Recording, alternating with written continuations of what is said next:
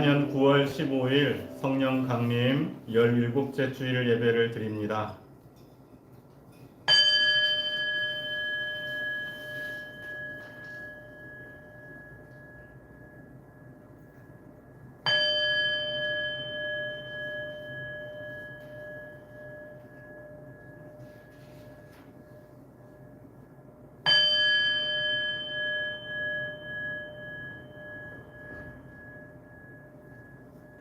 하나님이 모세에게 대답하셨다. 나는 곧 나다. 너는 이스라엘 자손에게 이르기를 나라고 하는 분이 너를 그들에게 보냈다고 하여라. 내가 사는 것 아니라 내 안에 예수가 살아. 이제 사는 것이 내가 아니라 예수가 내 안에 살아. 참 나를 따르는 것이 예수를 따르는 것인 줄 믿어. 거짓 나를 제물로 바치고 참 나를 덧입는 은혜의 시간, 예배의 자리. 주님, 내가 여기 있습니다. 나를 부르시고 나를 인도하소서.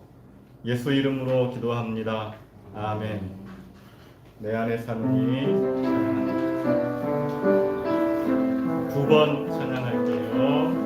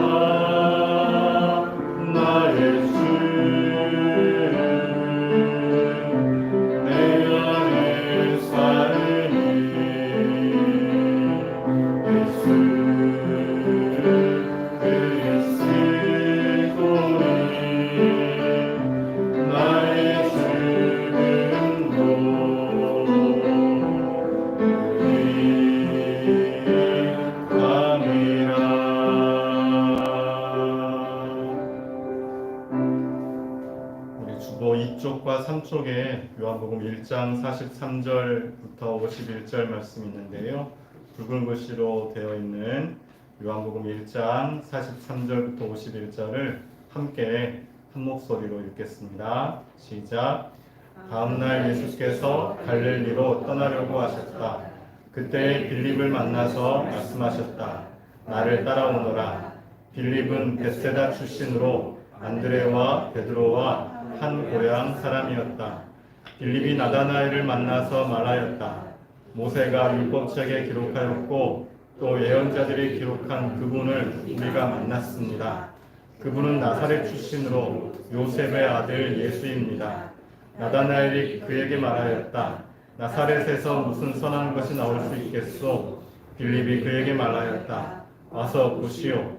예수께서 나다나엘이 자기에게로 오는 것을 보시고 그를 두고 말씀하셨다.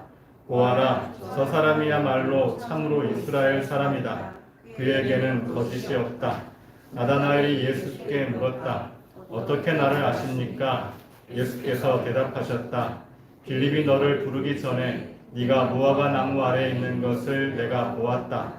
나다나엘이 말하였다. 선생님은 하나님의 아들이시요 이스라엘의 왕이십니다. 예수께서 그에게 말씀하셨다. 네가 무화과 나무 아래 있을 때에 내가 너를 보았다고 해서 믿느냐? 이것보다 더 큰 일을 네가 볼 것이다. 예수께서 그에게 또 말씀하셨다. 내가 진정으로 너희에게 말한다. 너희는 하늘이 열리고 하나님의 천사들이 인자 위에 오르락내리락 하는 것을 보게 될 것이다. 아멘. 예수께서 나다나엘에게 이렇게 말씀하세요. 네가 무화과 나무 아래 있을 때에 네가 무화과 나무 아래 있는 것을 내가 보았다. 나다나엘이 예수를 알기 전에 예수께서 나다나엘을 먼저 알고 있었다고 말씀하십니다. 우리 나를 지으신 주님 찬양합니다.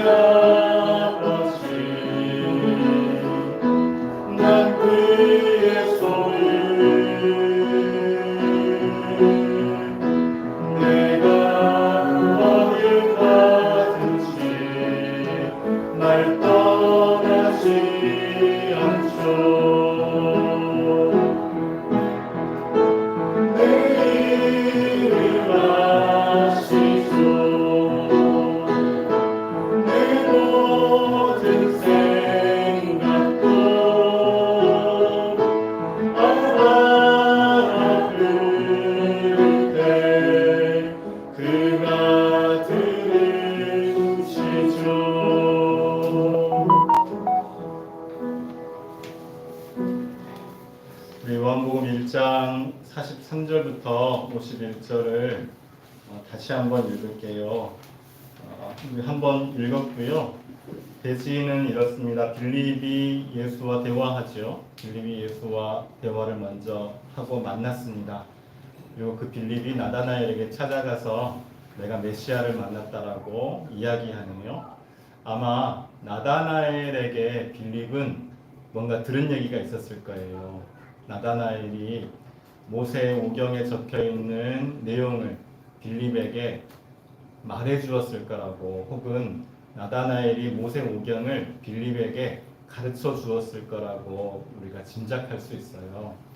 그 이야기를 들었던 빌립이 진짜 메시아를, 모세 오경에 나왔다고, 모세 오경이 소개하고 있는 메시아를 내가 만났다고 나다나엘에게, 자기에게 전해준, 자기를 가르쳐준 나다나엘에게 가서 말합니다. 내가 예수를 만났다. 나다나엘이 그런 게 어딨어? 네가 지금 나사렛에서 만난 사람이 어떻게 메시아야? 뭐 이런 대화를 하고 있는 거예요.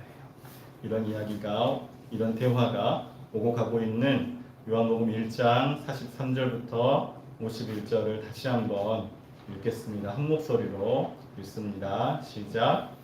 다음 날 예수께서 갈릴리로 떠나려고 하셨다. 그때 빌립을 만나서 말씀하셨다. 나를 따라오너라. 빌립은 벳세다 출신으로 안드레와 베드로와 한 고향 사람이었다. 빌립이 나다나엘을 만나서 말하였다. 모세가 율법책에 기록하였고 또 예언자들이 기록한 그분을 우리가 만났습니다. 그분은 나사렛 출신으로 요셉의 아들 예수입니다. 나다나엘이 그에게 말하였다. 나사렛에서 무슨 선한 것이 나올 수 있겠소? 빌립이 그에게 말하였다. 와서 보시오.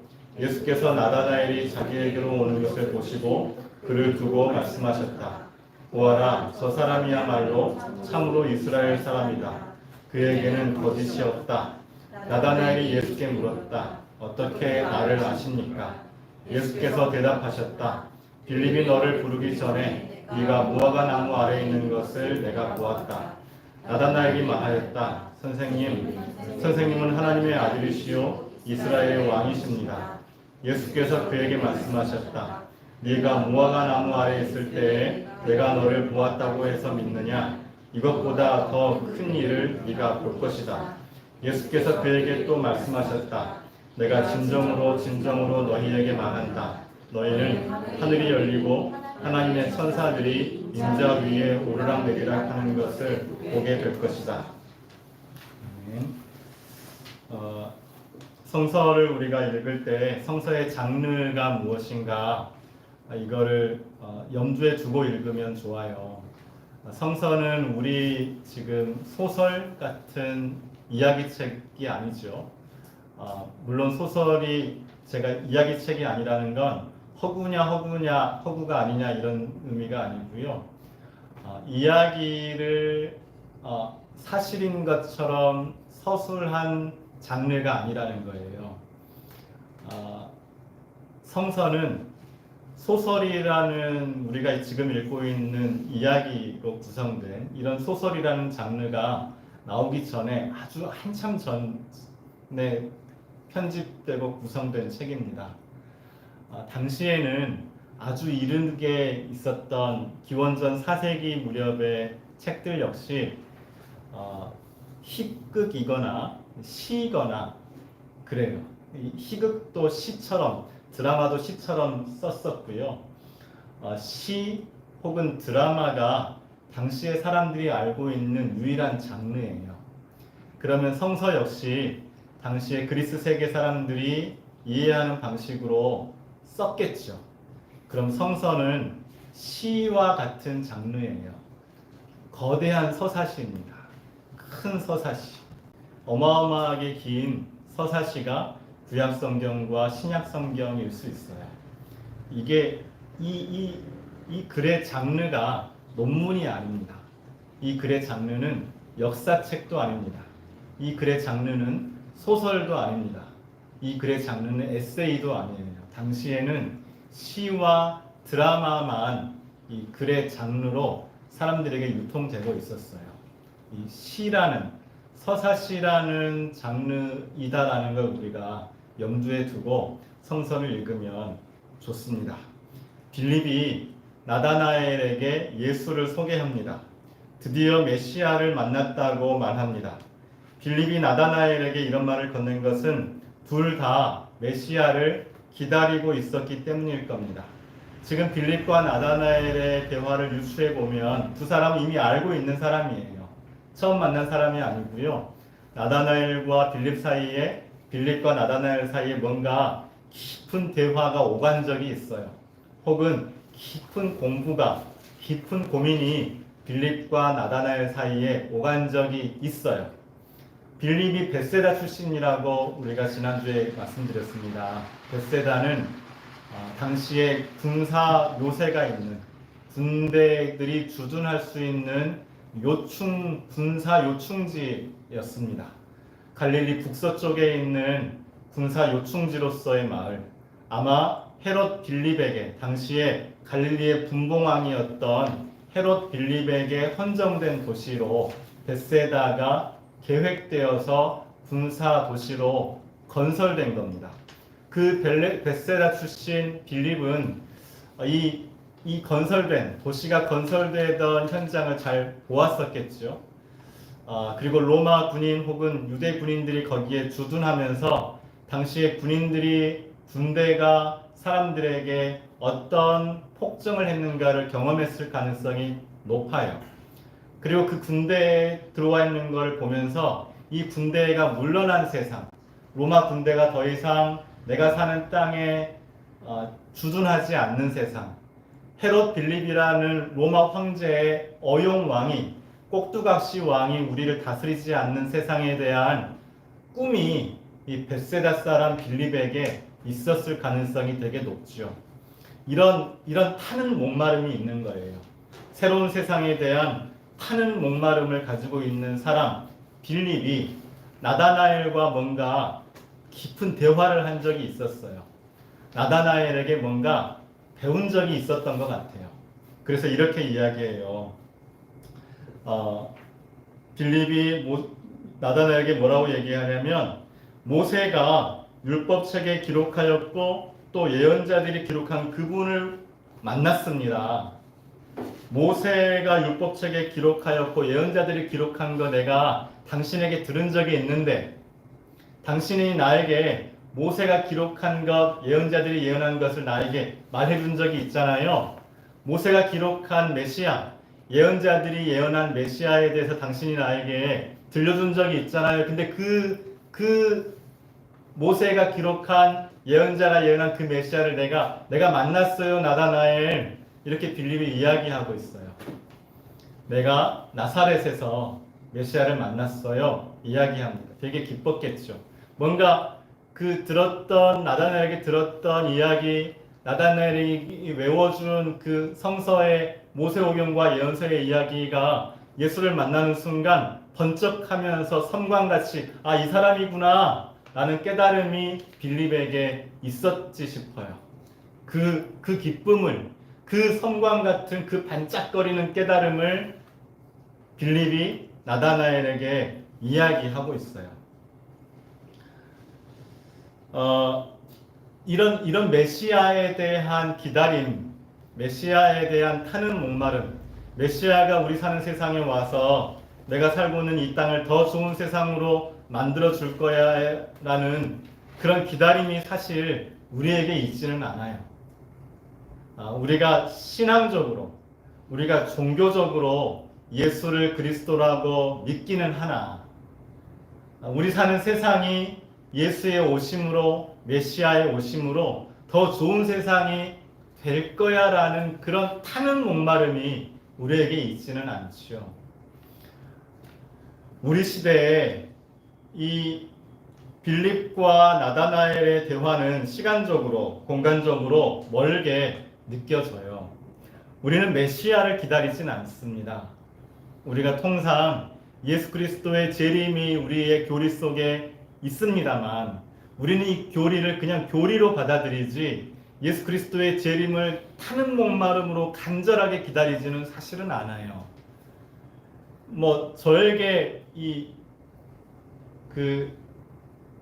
더 나은 세상은 뭐냐면, 정말 솔직하게 말씀드리면 그냥 제 자식들이 그냥 잘 사는 거예요. 결혼을 해서 아이를 낳으니까 제 꿈과 제 목표가 아주 단순해져요. 더 좋은 세상이 아니어도 그냥 괜찮을 것 같아요. 그냥 애들이 그냥 잘 지내면. 그게 제 마음이에요. 솔직한 제 마음이에요. 우리 시대에 저같이 평범한 범부가, 어쩌면 여러분들도, 우리 같은 소시민들이 예수 그리스도의 재림 혹은 메시아의 오심을 지금 여기 나오는 빌립과 나다나엘처럼 타는 목마름으로 기다리진 않아요. 이 어지러운 세상에 누군가 등장해 난국을 정돈해 주기를 딱히 바라지 않습니다. 이미 절차적 민주주의를 거의 완성했기 때문입니다. 3.1 만세운동으로 일본 제국과 대한제국을 부정하고 대한민국을 세웠기 때문입니다. 4.19 혁명으로 독재자를 끌어내린 역사가 있습니다. 촛불혁명으로 국정농단 세력을 탄핵시킨 경험이 있습니다. 메시아가 등장하지 않아도 우리는 우리 사는 세상을 다시 조율할 수 있는 역량을 갖추게 되었어요. 그럼에도 2000년 전 벳세다 사람 빌립의 타는 목마름은 우리의 갈증입니다. 더 좋은 세상에 대한 갈증은 완전히 해결되진 않았습니다. 유대 땅에 로마 군대가 주둔했듯 우리 땅에 미국 군대가 주둔해 있습니다. 전쟁을 수행할 능력을 키우기 위해 요새화되었던 벳세다처럼 우리 사는 땅도 분단이라는 굴레에서 벗어나지 못했습니다. 오랫동안 병영화되었었고 여전히 우리 아이들 다니는 학교는 군대 숙소와 연병장을 빼닮았습니다. 전쟁하듯 경쟁해야 생존할 수 있는 까닭에 일상 용어 속에 전쟁이란 단어는 심심찮게 유통됩니다. 심지어 다이어트 할 때도 살과의 전쟁이라 표현하기도 합니다. 박정희 전두환 독재가 한창일 때 우리를 덮쳤던 타는 목마름은 아니더라도 갈증은 여전합니다. 가뭄은 연했으나 해갈은 멀었습니다. 해갈을 위해 우리는 예배드립니다. 성경을 읽습니다. 저는 성경을 더 잘 이해하기 위해 역사와 문학을 읽습니다. 잘 이해되지 않지만 과학도 기웃거립니다. 유력한 아카데미나 상아탑에서 인정해 주진 않겠지요. 서울에서 우리가 모이는 것도 아니고 경기도 김포 제일 서쪽 외곽의 변두리에서 우리가 작게 모이면서 아무리 열심히 공부하고 아무리 열심히 써도 우리가 이렇게 대단한 모임으로 인정받기는 어려울 거예요. 김영준 목사가 엄청난 사람으로 세워지지도 않을 거예요. 그럼에도 우리 사는 자리에서 공부하고 고민하며 기도합니다. 이게 무화과 나무 아래라는 의미입니다. 무화과 나무 아래에 나다나엘이 있었다는 건 유대인들의 일상의 공간입니다. 지금 팔레스타인 또 유대 땅에 가서 가장 흔하게 볼 수 있는 나무가 뭐냐면 포도나무, 그리고 무화과 나무, 그리고 올리브 나무입니다. 올리브 나무는 잘 가꾸어진 곳에 있고요. 포도나무는 집에도 흔하게 있습니다. 그리고 무화과 나무는 아무 곳에나 있습니다. 여러분 무화과를 혹 심어 보셨거나 이렇게 보신 분이 있을 수 있는데 무화과 나무는 아주 깊이 잘 뿌리를 내리는 나무예요. 특별히 잘 보살피지 않아도 웬만하면 날씨만 맞으면 조금 따뜻하면 무화과 나무는 정말 깊이 빠르게 뿌리 내리면서 잘 버티는 나무가 무화과입니다. 유대 땅 팔레스타인은 물이 귀한 곳이잖아요. 무화과 나무는 여기저기 굉장히 흔해요. 흔하게 있는 무화과 나무 그 아래에 네가 있는 것을 보았어. 이건 이제 시적인 표현이에요.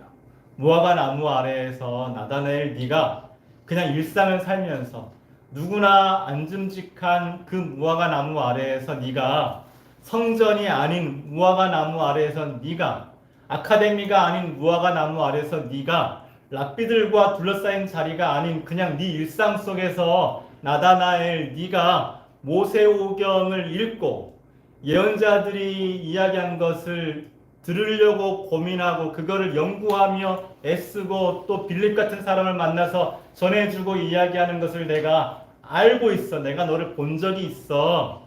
이게 예수께서 나다나엘에게 하시는 말씀이에요. 내가 너를 알고 있어. 너 참 훌륭해. 네 마음속에 간사가 없구나. 너는 성전을 기웃거리려고 하지 않는구나. 너는 랍비들에게 인정받으려고 하지 않는구나. 너는 대중들에게 휩쓸리지 않는구나. 너는 무화과 나무 아래에서 네 일상의 자리에서 최선을 다해서 모세오경과 예언서를 읽고 공부하며 사람들을 만나고 있구나. 너한테 간사함이 없구나. 너 이스라엘 중에서 너야말로 제일 간사가 없는 사람이야. 예수께서 나다나엘을 인정해 주시는 장면이에요. 나다나엘은 성전방 무화과 나무 아래서 더 좋은 세상을 향한 타는 목마름으로 연구하고 기도하며 메시아를 기다리는 사람이었습니다.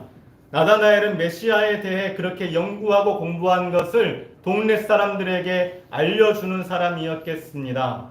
나다나엘이 빌립에게 메시아라는 추상을 소개해 주었다면 빌립은 나다나엘에게 메시아의 실상을 보여주고 소개하고 있어요. 우리의 신앙은 기본적으로 추상에서 시작을 합니다. 하나님도 추상이죠. 예수 그리스도도 추상이에요. 성령도 추상이에요. 삼위일체 너무너무 복잡하고 어려운 추상이에요. 새하늘과 새 땅 추상이에요. 우리의 신앙은 이런 온갖 추상적인 개념을 마치 아는 것처럼 받아들이는 것에서 시작을 해요. 되게 어려운 개념인데 사실은 공부하기 시작하면 이게 뭔가 잘 모르겠는 개념인데 이 추상들을 우리가 처음 소개받았을 때 깊이 충분히 온전하게 깨달은 것처럼 우리는 신앙생활을 시작합니다. 이게 은혜이죠. 하나님이 계시하시는 거예요. 하나님이 이 추상적인 개념을 하나님, 예수 그리스도, 삼위일체, 새하늘과 새 땅, 온갖 어렵고 복잡하고 너무 커서 우리의 인식 능력, 우리의 인지 능력으로는 도저히 파악할 수 없는 개념을 마치 아는 양, 이해하는 양 우리로 받아들이게 하세요. 이걸 계시라고 이야기합니다. 그래서 은혜이고요. 이런 추상적인 신에 대한, 하나님에 대한, 메시아에 대한 상상, 꿈, 이상을 나다나엘이 빌립에게 알려주었는데, 추상을 알려주었는데, 이 추상에 관하여 들은 적이 있는 빌립이 예수를 만나서 이 추상이 예수를 통해 실상이 되었구나라는 걸 번쩍하고 깨달은 거예요. 그 깨달음을 나다나엘에게 가서 내가 당신이 나에게 들려준 추상을 내가 구체적인 실상으로 확인했습니다. 이야기하고 있어요. 신앙은 추상에서 시작이 됩니다. 하나님이라는 추상, 삼위일체라는 추상, 그리스도라는 추상, 성령이라는 추상, 온갖 추상을 이해하는 건 신비로운 현상입니다. 우리가 이해할 수 있는 능력이 있어서라기보다 우리로 하여금 그 신비로운 추상을 이해토록 하시는 은혜가 있어 우리는 추상을 이해합니다. 나아가 우리의 신앙은 실상으로 자라야 합니다. 실상은 사람의 몸, 즉 내 몸에서 구체화되는 하나님, 나와 이웃들과의 관계에서 구체화되는 삼위일체, 그리스도의 몸으로 구체화된 교회, 종교뿐만 아니라 정치, 경제, 문화, 제 영역을 변혁시키는 성령을 통해 우리 신앙은 추상에서 실상으로 변혁될 수 있습니다. 우리가 이미 알고 있는 추상적인 신앙 넘어 구체적인 실상으로 누려야 할 세상이 있습니다. 이것보다 더 큰 일을 네가 볼 것이다. 이게 예수께서 나다나엘에게 하신 말씀이에요. 내가 너를 아는 것 가지고 네가 깜짝 놀랐잖아. 근데 이것보다 더 큰 일을 보게 돼. 네가 더 깜짝 놀랄 일을 경험하게 될 거야. 너는 지금 추상을 계속해서 이야기해 왔었잖아. 그 추상보다 더 깜짝 놀랄 실상을 네가 보게 될 거야. 이게 예수께서 나다나엘에게 하시는 제안이에요. 나다나엘이 무화과 나무 아래서 스스로 깨친 메시아라는 추상, 이것이라는 추상, 이것보다 더 큰 일이 있을 것이라고, 있어야 한다고 예수께서 나다나엘에게 말씀하십니다. 나다나엘 이름 뜻은 하나님의 선물입니다. 스스로 깨친 진리의 추상 넘어 하나님께서 주시는 진리의 실상을 우리는 선물로 받게 될 것입니다. 예수께서 나다나엘을 아시듯 예수께서 우리를 아십니다. 하나님이 우리를 지으셨기 때문이죠. 나를 지으신 주님 찬양합니다. 3쪽에 나를 지으신 주님 찬양합니다.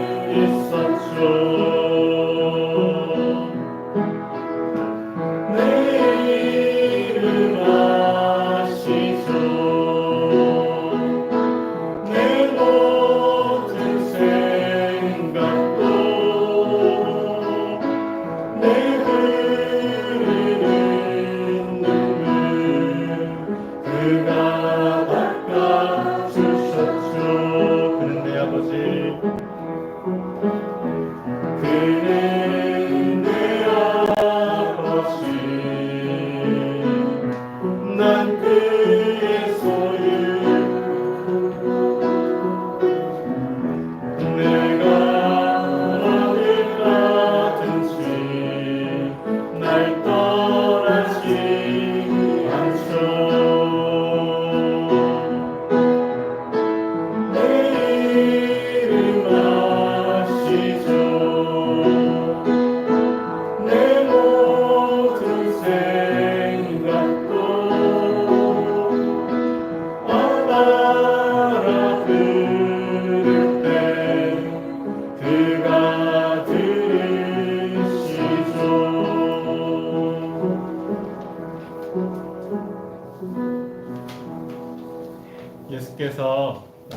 그들에게 이것보다 더 큰 일을 보게 될 거야. 이렇게 말씀하셨죠. 이것보다 더 큰 일이 이어집니다. 요한복음 우리가 1장 읽었죠. 요한복음 1장의 마지막이 예수께서 나다나엘에게 이것보다 더 큰 일을 보게 될 거야. 이 이야기 뒤에 요한복음 2장으로 넘어가는데요. 2장 1절을 읽을게요. 주보 6쪽에 있습니다. 요한복음 2장 1절 앞부분인데 요한복음 2장 1절을 함께 한 목소리로 읽겠습니다. 시작. 사흘째 되는 날에 갈릴리 가나에 혼인잔치가 있었다. 이것보다 더 큰 일을 보게 될 거야. 내가 너를 안다고 네가 깜짝 놀랐잖아. 이것보다 더 큰 일을 보게 될 거야. 그 이야기 끝에 사흘째 되는 날 갈릴리 가나에 혼인잔치가 있었다라고 시작을 해요. 요한복음 1장 29절에 다음 날이라는 표현이 나옵니다. 요한복음 1장 35절에 역시 다음 날이라는 표현이 나옵니다. 요한복음 1장 43절에도 다음 날이라는 표현이 나옵니다.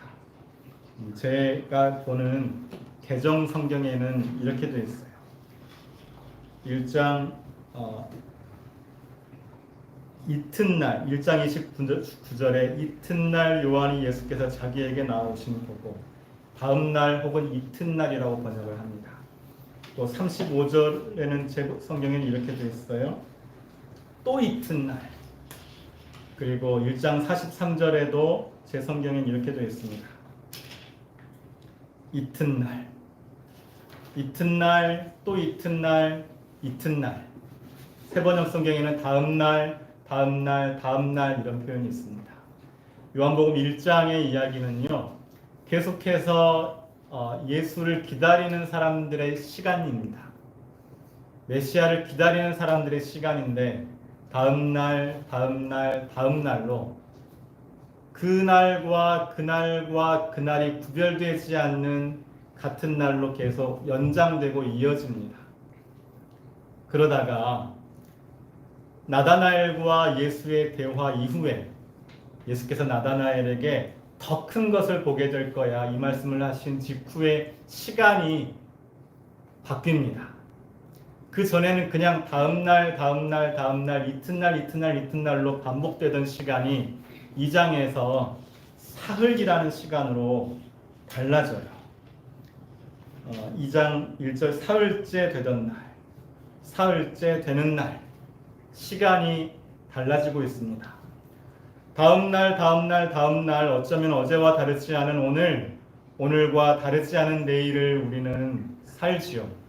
흐르고 있지만 정지화면 같은 강물처럼 하루하루 다음날, 다음날, 다음날을 삽니다.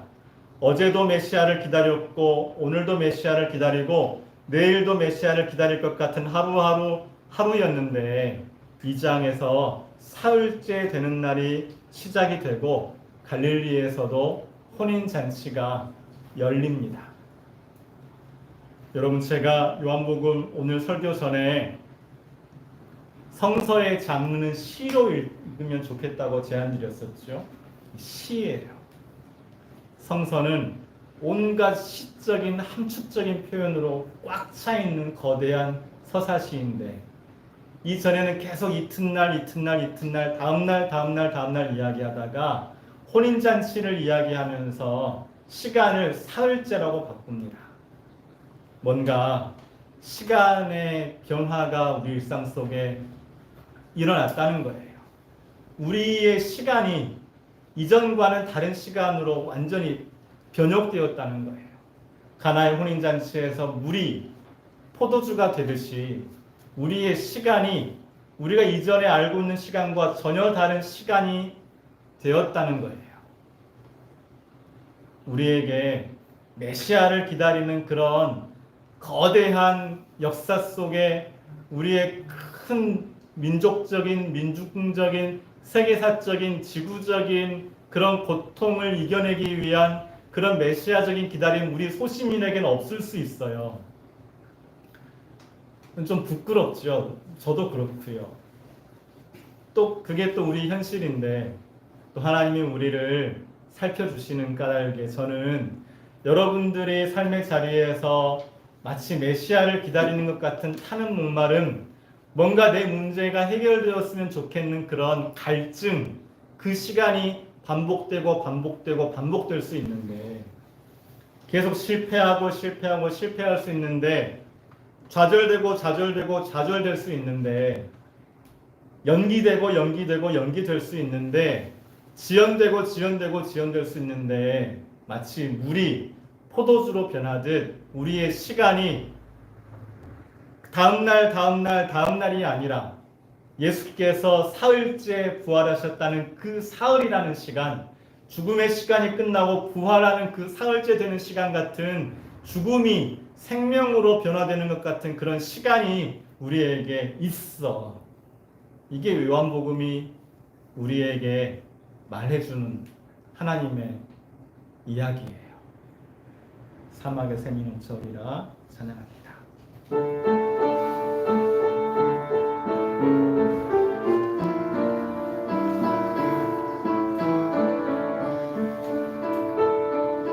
사막의 샘이 넘쳐 흐르리라. 사막에 꽃이 피어 향내리라. 주님이 다스리는 그 나라가 되면은 사막이 꽃동산 되리. 사자들이 어린 양 같은 얼굴 어린이들 함께 뒹구는 참 사랑과 기쁨의 그 나라가 이제 속히 오리라.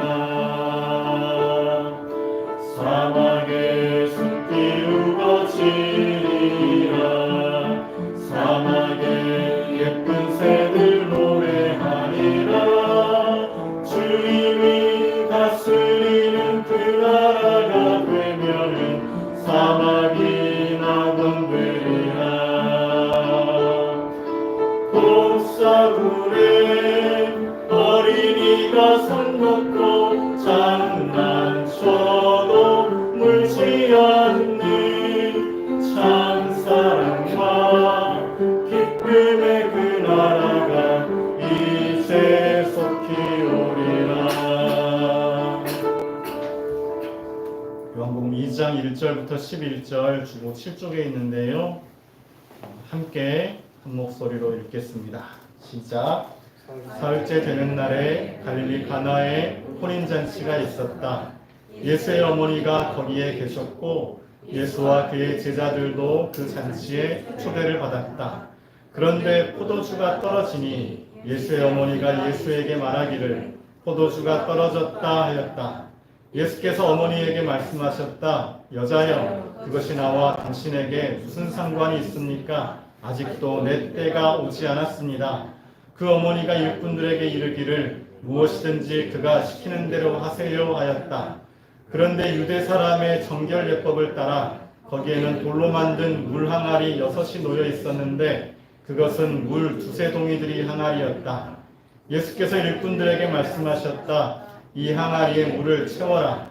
그래서 그들은 항아리마다 물을 가득 채웠다. 예수께서 그들에게 말씀하시기를 이제는 떠서 잔치를 맡은 이에게 가져다 주어라 하시니 그대로 하였다. 잔치를 맡은 이는 포도주로 변한 물을 맛보고 그것이 어디에서 났는지 알지 못하였으나 물을 떠온 일꾼들은 알았다. 그래서 잔치를 맡은 이는 신랑을 불러서 그에게 말하기를 누구든지 먼저 좋은 포도주를 내놓고 손님들이 취한 뒤에 덜 좋은 것을 내놓는데 그대는 이렇게 좋은 포도주를 지금까지 남겨두었구려 하였다. 예수께서 이 첫 번 포징을 갈릴리 가나에서 행하여 자기의 영광을 드러내시니 그의 제자들이 그를 믿게 되었다. 사흘은 죽음 이후 부활의 시간을 상징합니다. 어제와 다르지 않은 오늘, 오늘과 다르지 않은 내일, 살아있으나 죽음과 같은 시간을 흘려보내는 이들에게 사흘째 되는 날이 열립니다. 갈릴리는 가난한 사람들의 땅이었습니다. 가난한 사람들 사는 땅에도 잔치가 열리고 사람들이 그날만큼 기쁨으로 취하는 날이 왔습니다. 죽을 것 같지만 버티며 하루하루 사는 이들에게 사흘째 되는 날이 열리고 예수께서 물을 포도주로 만들어 사람들을 기분 좋게 취하게 하십니다. 추석입니다. 우리 일상 속에 잔치가 있는 거죠. 추석은 여름에 농사를 애써 지은 사람들이 이제 농사가 거의 마무리가 되고 햅쌀로 밥을 짓고 떡을 만들어서 잔치하는 날이지요. 제사하는 날이고요. 감사하는 날이고요. 다른 시간이 우리 일상 속에 침투하는 게 있어요. 우리는 그걸 기대하면서 이런저런 명절도 만들고 또 뭐 축제도 하고, 이게 오래된 인류가 가지고 있는 영성입니다. 그냥 관례, 제도, 국가가 만든 이런 거라기보다도요, 인류가 오랜 세월 동안 어떻게 우리 역사를, 우리 일상을 살아낼 수 있는가, 그 지혜로 만들어낸 것이 잔치이고 축제이고 명절일 거예요. 추석도 그 중에 하나입니다. 우리 일상 속에 사흘째 되는 날 같은 시간, 죽음이 끝나고 부활하는 시간, 물이 포도주가 되는 시간, 어제와 다르지 않은 오늘이었다가 오늘과 다르지 않은 내일을 그냥 근근히 살다가 전혀 새로운 시간, 우리 공간을, 우리가 사는 자리를 덮쳐버리는 하나님 나라의 시간, 그런 시간에 대한 희구, 그런 시간에 대한 갈망이 우리가 맞이하게 될 추석 같은 명절을 인류가 만들어낸 거죠. 하나님이 우리에게 주신 지혜라고 생각해요. 사흘째 되는 날, 사람들이 이전에 나다나엘이 본 것보다 더 큰 놀라운 것을 본 것처럼 올해 추석에도 우리 교회 식구들 또 우리 이웃들이 추석에 사흘째 되는 날 같은 시간을 경험하면 좋겠습니다. 그 사흘째 되는 날 되게 힘들 수 있죠. 잔치는 좀 힘들기도 해요. 우리가 이 잔치가 힘들지 않아서 잔치가 아니고, 잔치인 게 아니고요. 힘들 수 있지만, 피곤할 수 있지만, 버거울 수 있지만, 부담스러울 수 있지만, 일상과 다른 시간을 우리가 기획하고 만들어내는 거잖아요. 여기에 하나님의 은혜가 부어지면, 우리가 만들고 기획한 시간 위에 하나님의 은혜가 있으면 더 좋은 시간, 더 기가 막힌 시간, 우리 포도주가 되는 시간이 되지 않을지 기대합니다. 사흘째 되는 날, 우리 포도주가 되는 잔치가 우리 일상 되길 우리 모두를 축복합니다. 사막의 샘이 넘쳐리라 반주 들으시면서 각자 기도하실게요. 한 해 또 2024년 이전부터 우리 반복되는 시간, 무언가를 준비하는 시간, 또 버티는 시간, 문제를 계속 안고 있는 시간 우리에게 있을 수 있습니다. 메시아를 대망하는 그런 위대한 신앙이 우리에게 없을 수 있으나 어떡합니까?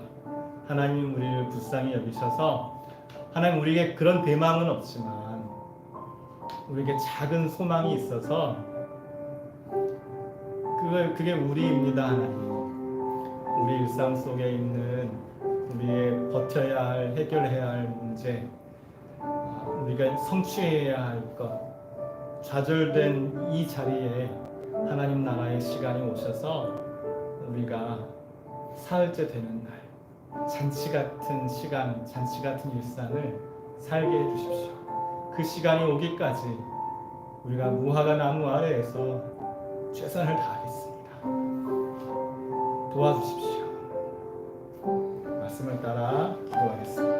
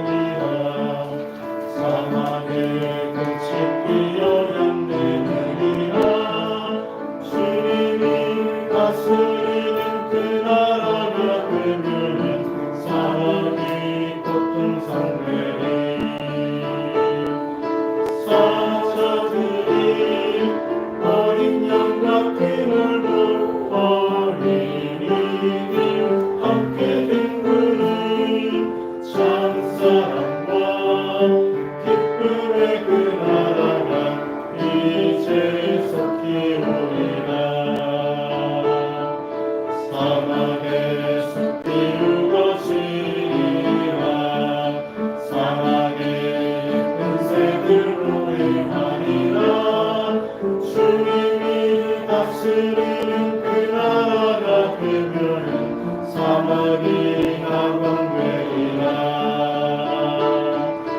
옥사불에 어린이가 손 놓고 장난쳐도 물지 않는 참사랑과 기쁨의 그 나라가 이제 속히 오리라.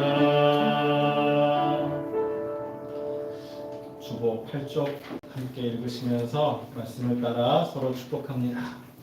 무화과 나무 아래 우리 일상 속에서 타는 목마름으로 더 좋은 세상을 기도하는 우리를 하나님께서 이미 아십니다.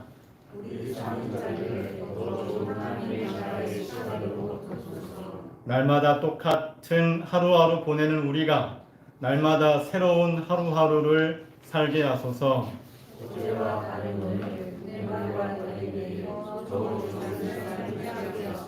사흘째 되는 날 우리 일상이 잔치 되게 하소서.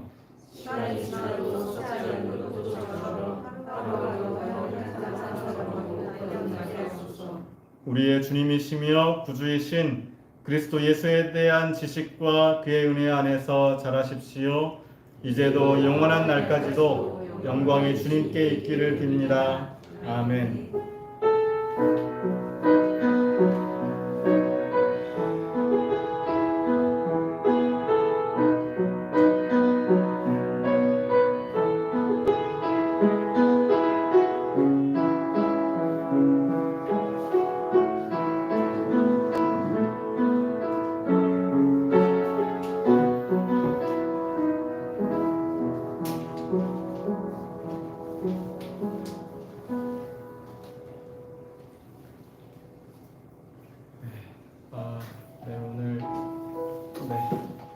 오늘 15일 예배 마쳤고요. 유튜브 라이브 통해서 강정환 성도 가정, 또 우리 박종환 전도사님 가정, 이승대 집사님 가정, 제가 강정환 성도라고 했죠, 제가. 이승대 집사님 가정, 제가 강정환은 뒤에 이름 강정환 이렇게 붙인다고 제가 민원을 받아서 제가 너무 오랫동안 알고 있는 정말 동생 같은 후배여서 그래요.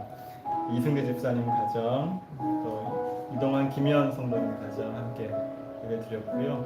추석 전주에는 우리가 10명 넘는 경우 거의 없는데 현장에도 오늘 경민이도 왔고요.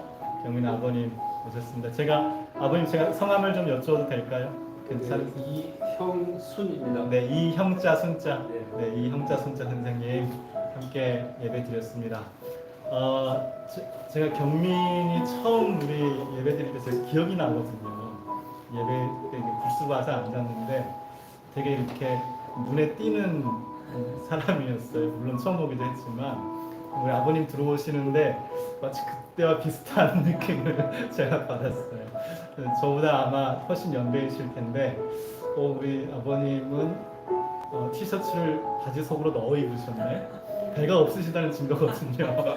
저는 항상 이제 끄집어내서 입는데 배를 가리려고 관리 잘하시고 건강하시고 또 이런저런 봉사활동 많이 하신다고 제가 또 들었습니다. 오늘 또 예배 시간에 뵈서 너무 좋고 감사합니다.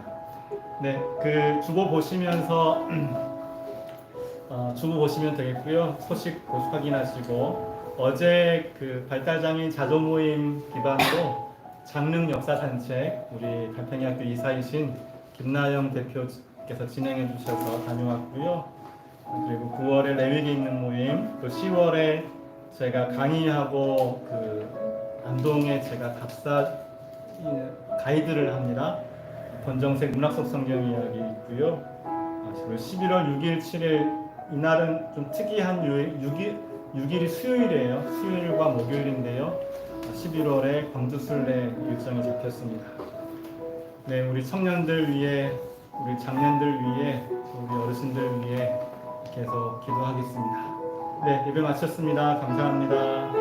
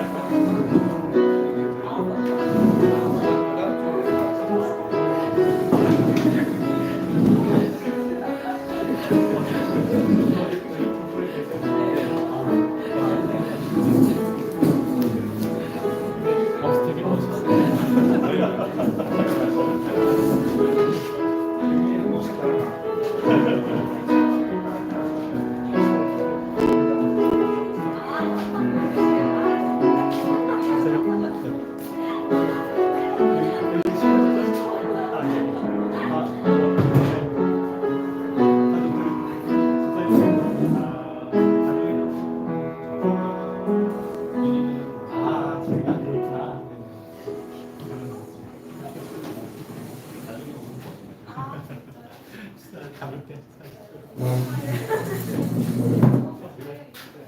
수고하셨어요. 근데 아무신 거예요? 예. 가라앉은 거죠? 아니. 어디에 퇴근을 깨지 않습니까?